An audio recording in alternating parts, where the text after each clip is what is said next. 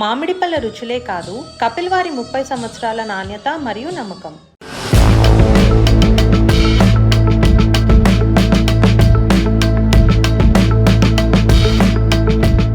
వేసవి అంటే విమాన ఛార్జీలు చుక్కలు చూపిస్తుంటాయి.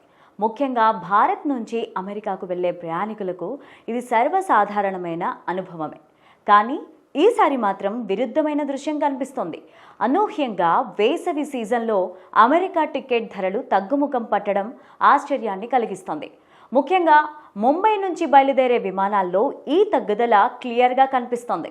చాలా ఏళ్ల తర్వాత ఇలా ధరలు తగ్గాయి.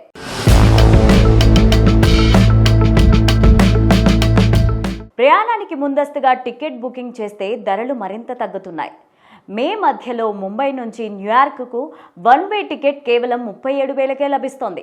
ఇక రిటర్న్ టిక్కెట్ల విషయానికి వస్తే మధ్యప్రాచ్యంలో లాంగ్ లేఓవర్ ఉన్న విమానాలు 76,000 నుంచి అందుబాటులో ఉండగా, తక్కువ విరామ సమయం కలిగిన కనెక్షన్లతో టిక్కెట్లు 85,000గా ఉన్నాయి. వెంటనే ప్రయాణించాలంటే ₹1,00,000 వరకు పెట్టాల్సి వస్తోంది.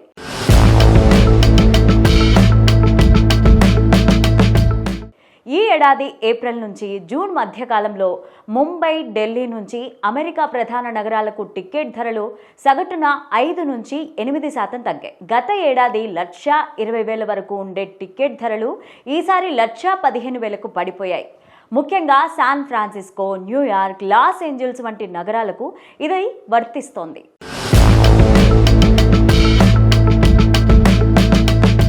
సాధారణంగా వేసవి సెలవుల్లో విద్యార్థులు, కుటుంబాలు అధికంగా ప్రయాణిస్తారు. దీనివలన డిమాండ్ పెరిగి ఛార్జీలు కూడా ఆకాశాన్ని తాకుతుంటాయి. కానీ ఈసారి ధరలు తగ్గడంతో అమెరికా ప్రభుత్వం తీసుకున్న కొన్ని చర్యలు అంతర్జాతీయ విమానయాన మార్కెట్లో మారిన పరిస్థితులు, కొంతమేర రష్యా ఉక్రెయిన్ యుద్ధం ప్రభావం తగ్గడం, అలాగే కొంతమంది అమెరికన్ ఎయిర్లైనర్స్ సర్వీసులు తగ్గించడం వంటి అంశాలు కీలకంగా ఉన్నాయని నిపుణులు అభిప్రాయపడుతున్నారు. ఈ మార్పు ఎప్పుడూ ఉంటుందా, లేక ఈ ఏడాది మాత్రమేనా అన్నది వెయిట్ చేసి చూడాలి.